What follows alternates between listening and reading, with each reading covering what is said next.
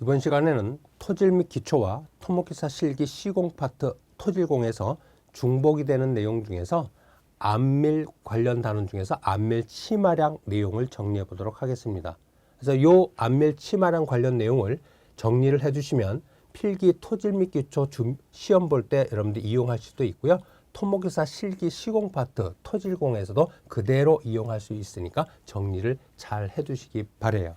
그리고 가장 토목기사 홈페이지 질문 게시판에서 가장 질문을 많이 받는 것 중에 하나가 이제 요 내용인데, 그건 잠시 후에 설명을 하면서 어떤 내용을 주의를 해야 되는가, 그걸 부연 설명해 드리겠습니다. 그래서 안밀 치마량 구하는 공식은 여러 가지가 있는데요. 일단 그림을 통해서 여러분이 정리해야 될 관연도 필기 실기에서 출제가 되었던 관련 문제에 대한 우리 안밀 치마량 공식을 한번 간단한 거니까 유도해 볼게요.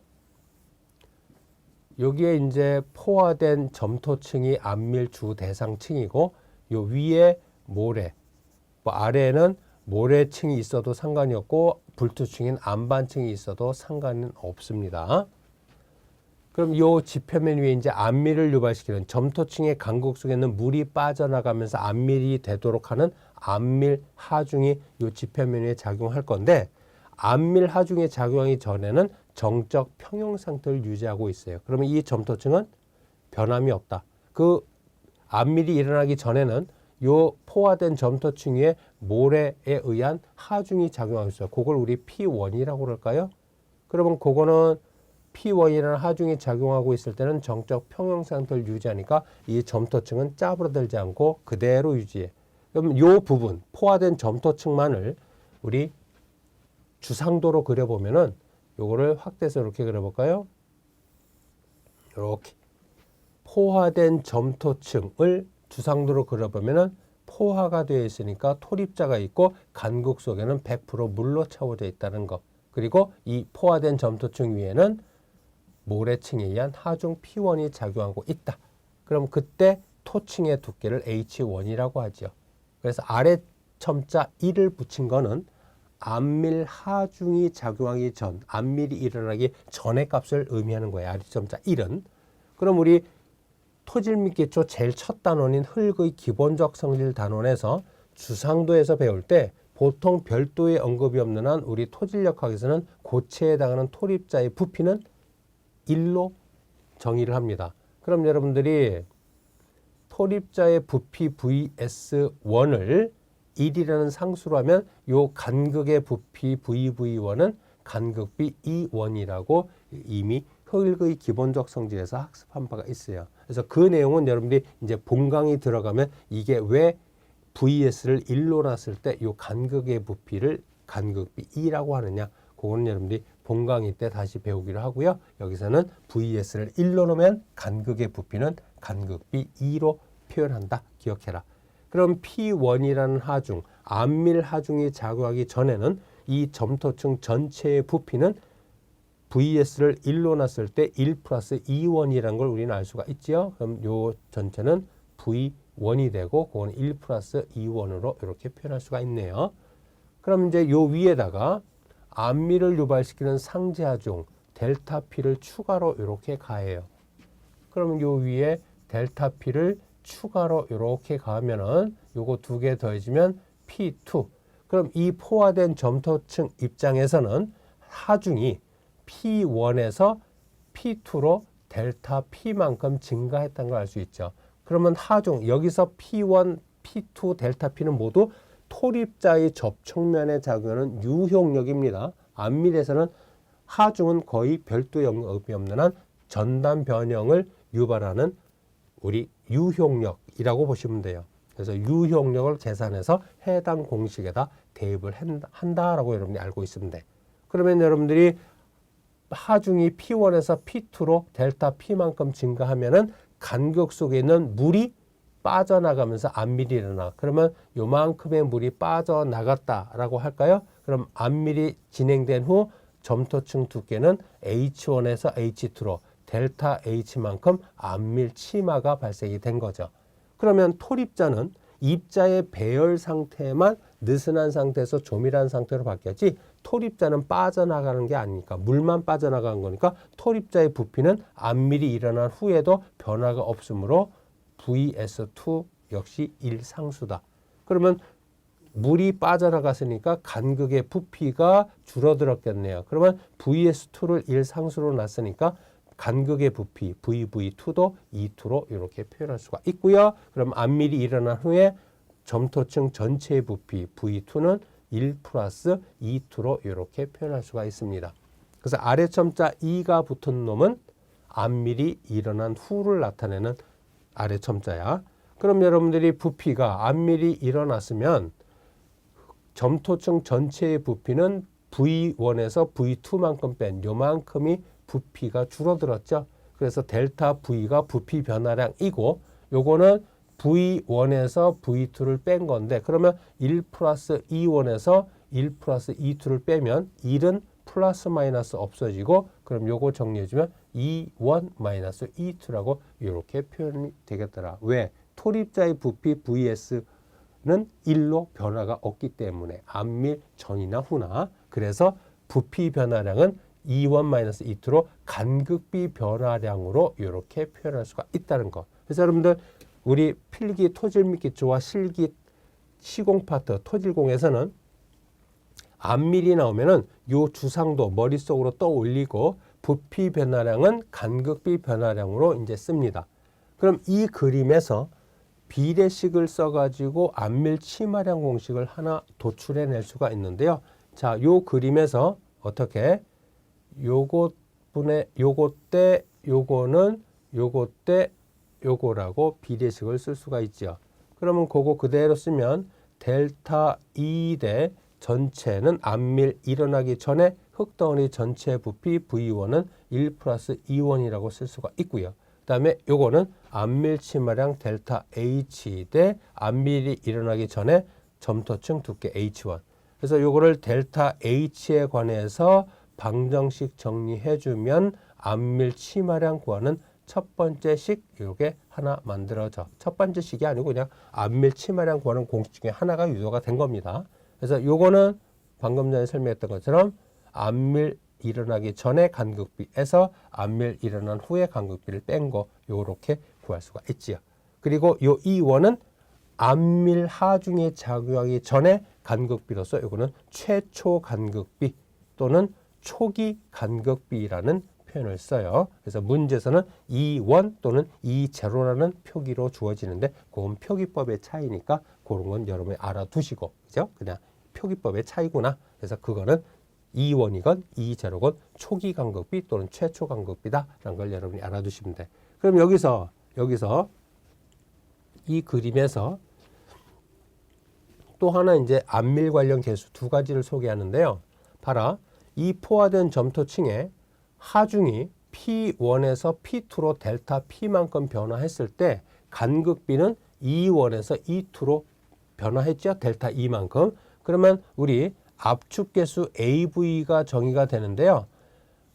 암밀 주 대상층인 포화된 점토층에 하중을 P1에서 P2로 델타 P만큼 변화시켰을 때 간극이 얼만큼 변화하는가? 간극비의 변화량. 요거를 우리는 그 해당 점토층의 압축계수 AV라고 합니다.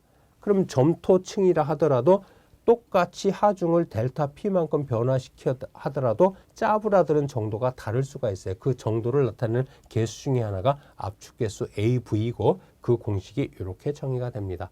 마찬가지로 최적 변화계수 MV가 정의가 되는데요. 요거는 용적 변화율이라고도 표현해요. 그럼 분모는 똑같이 하중 변화량 P2-P1은 똑같은데 분자가 약간 달라. 이거는 부피 변화율이라고 그래. 그럼 그거는 암밀 일어나기 전에 점토층 전체의 부피 V1에 대해서 암밀 전후에 암밀 일어나기 전과 후에 그 부피 변화량의 비, 요게 이제 부피 변화율에 해당되는 거죠. 그죠? 그래서 최적 변화 계수는 하중 변화량분의 부피 변화율로 정의가 되고 그것도 암밀이 일어났을 때 하중을 얼마만큼 변화시키면 부피 변화가 얼마만큼 일어나는가를 나타내는 계수예요. 그래서 여러분들 요 압축계수와 최적변화계수 사이의 관계식도 이용이 돼서 문제의 출제가 됐는데요. 여러분들 요거는 유도 과정은 신경 쓰지 말고 요 관계식 기억해라. 필기에서도 나오고 실기에서도 나오니까 최적 변화계수 MV는 1 플러스 초기 간극비 또는 최초 간극비 이 원분의 압축계수 AV라는 요식도 같이 기억을 해 두시기 바랍니다. 요 뒤에 이제 문제 풀 때 그게 이용이 될 거예요. 자, 그래서 이제 요 내용 됐고요. 그럼 한번 정리를 해 볼까요? 자, 그러면 우리 조금 전에 암밀치마량 주상도로부터 왼쪽 오른쪽 비례식을 이용해서 구했던 암밀치마량 고랑식 여기다 써보자. 1 플러스 2원분의 간극비의 변화량 델타 E 곱하기 암밀이 일어나기 전에 점토층 전체 두께. 오케이? 요거는 뭐 H라고 써도 되고 H1이라고 써도 되고 그 다음에 요 분자에 있는 델타 E는 E1 마이너스 E2죠. E1은 암밀 일어나기 전에 점토층의 간극비, 그 다음에 E2는 암밀이 일어난 후에 점토층의 간극비가 돼. 그래서 요게 이제 암밀 치마량 구하는 또 하나의 식이고, 그 다음에 암밀 치마량 또 다른 식은 요 식, 요것도 기억을 해둬라. 최적 변화계수 MV 곱하기 델타 P 곱하기 암밀층 전체 두께, 토층의 전체 두께, 이거는 H라고 써도 되고 뭐 H1이라고 써도 되고, 그 다음에 요 최적 변화계수 MV와 압축계수 사이의 관계식은 조금 전에 설명을 드렸죠. 별도로 외운 식 1 플러스 2원분의 AV, 압축계수 AV. 그래서 요 식을 MV 자리에다가 바꿔치기 한 요 놈도 또 하나의 암밀치마량 구하는 공식이고, 이 식도 또 하나의 암밀치마량 구하는 공식이야. 그 다음에 필기실기에서 가장 많이 나오는 암밀치마량 공식, 요게 여러분들이 필기실기에서 계산 문제에 사용되는 가장 많이 쓰는 공식입니다. 그래서 1 플러스 초기 간극비 2원분의 압축지수 CC에다가 로그 P1분의 P2 곱하기 암밀층 전체 두께. 그럼 여기서 수험생들이 또는 수강생들이 가장 많이 질문하는 거, 이 암밀치마량 공식에 특히 이제 요 공식으로 가장 많이 나오니까 이 공식으로 요 우변에 있는 요 H, 뭐 나머지 공식도 마찬가지예요. 여기 다른 공식 이것도 마찬가지야. 우변에 있는 요 H는 배수 조건하고 상관없이 일면 배수건, 양면 배수건 상관없이 모두 다 암밀치마량 공식 우변에 있는 요 H는 암밀층 또는 점토층 전체 두께 대입한다. 그거 여러분들 조심해. 응? 그래서 여러분들이 이거는 배수 조건 상관없이 무조건 암밀층 전체 두께 대입합니다. 또는 점토층 전체 두께 대입하는 거예요. 그거 여러분들 조심하시고. 자, 그럼 이제 필기 문제와 실기 문제를 한번 알아볼까요? 자, 필기 문제 이렇게 주어졌네요. 투수층인 모래층과 모래층 두 개가 1m 두께 모래층, 2m 두께 모래층이 있고 그 아래 여기 이제 오타가 있네. 요거는 모래가 아니고 점토예요. 그지? 점토. 내가 암밀치마량과 평균 암밀도 구하고자 하는 점토층. 오타 고치시고. 그러면 수분 단위 중량 16.68 그리고 포화 단위 중량 17.66 SI 단위로 다 주어졌고요. 그 다음에 점토층의 포화 단위 중량이 18.64 그리고 암밀을 발시키는 암밀 하중이 49.05 kN/제곱미터로 주어졌어요. 그지? 자, 그러면 여러분들 암밀치마량 구하는 공식 볼까? 뭐가 주어졌나 한번 봐봐. 압축지수 CC 0.35 간극비는 요거는 초기 간극비 2원입니다. 그러면 여러분들 1 플러스 2원분의 압축지수 CC 곱하기 로그 10, 밑이 10인 상로그에다가 P1분의 P2 곱하기 암밀층 전체 두께. 이거 다시 말해 양면 배수, 일면 배수 상관하지 않고 구분하지 않고 암밀층 또는 점토층 전체 두께 대입한다라고. 그럼 여기 보시면은 암밀층 전체 두께 3m, 센티미터로 고치면은 300cm로 고쳐 계산하면 바로 센티미터로 계산되겠죠? 왜? 예제의 암밀치마량 단위가 센티미터니까. 그럼 P1과 이 P2는 P1 플러스 델타 P고 아까도 말했다. P1, P2, 델타 P는 모두 유형력. 어디에서의? 점토층 중앙 지점에서의 유형력을 대입해야 돼. 요거. 그래서 요 상단면과 하단면에 유형력 분포도를 그리면 이렇게 사다리꼴이 되는데요. 요 가운데 지점의 유형력을 대표로 해서 평균값을 직사각형으로 모두 갖다라고 평균한 게 이 점토층 중앙 단면에서의 유형력입니다. 그래서 이 안밀치마량 공식 우변에 있는 P1, P2, 델타 P는 점토층 중앙 단면에서의 유형력을 대입하면 돼요. 그래서 그걸 여러분이 아셔야 돼. 자, 그러면 P1부터 구해 볼까요? P1은 안밀 하중이 작용하기 전 점토층 중앙 단면에서의 유형력이야. 그럼 뭐야? 바로 구해보죠. 뭐 전응력 구하고 강국수학 구하고 그 다음에 유형력은 전응력에서 강국수학 뺀 거 그렇게 구해도 되는데 이제 숙달됐다라고 하면은 바로 한 번에 유형력을 구할 수 있다. 그럼 비포화 구간 건조 상태나 습인 상태는 간국수압이 0이기 때문에 전응력과 유형력이 같다. 그래서 16.68kN/세제곱미터를 1m 쌓아주고 그 다음에 모래층 2m의 유형력은 요 포화 단위 중량에다가 물의 단위 중량 9.82를 빼서 계산하면 돼요. 그래서 수중 단위 중량 17.66에서 9.81 뺀 모래층의 수중 단위 중량을 2m 쌓아주면 바로 모래층의 유형력 계산되고 그 다음에 점토층의 유형력도 포화 단위 중량 18.64에서 물의 단위 중량 9.81 빼면 점토층의 수중 단위 중량 됐고 이거는 점토층 중앙이기 때문에 점토층 두께 3m 나누기 2 그럼 사실 1.5m만큼 쌓아주는 거죠. 그죠? 그래서 요거 계산하면은 얼마가 계산이 되어지냐?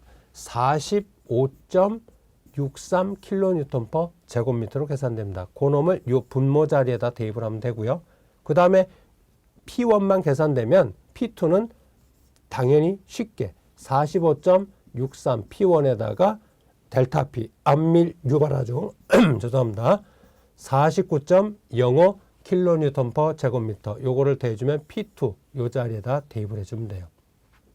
그 다음 초기 간극비 E1은 0.8을 대입하면 되고요. 압축지수 0.35 그래서 요거 계산하면은 안밀 치마량이 얼마로 계산이 되어지냐면 18.5cm로 이렇게 계산이 되어집니다. 그죠?